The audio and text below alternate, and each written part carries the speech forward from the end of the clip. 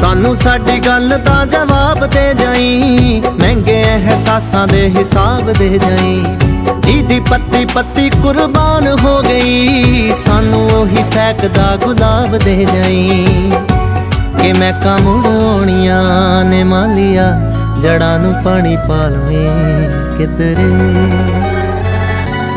ਮੈਂ ਮੁੜ ਆਉਣੀਆਂ ਨੇ ਮਾਲੀਆ, ਜੜਾਂ ਨੂੰ ਪਾਣੀ ਪਾ ਲਵੇਂ ਕਿਧਰੇ। ਕਿਤੇ ਨਿਸ਼ਾਨੋ ਸ਼ੌਕ ਤਾਂ ਆ ਜਾਂਦੀਆਂ ਮੁਹੱਬਤਾਂ ਜਤਾ ਲਵੇਂ।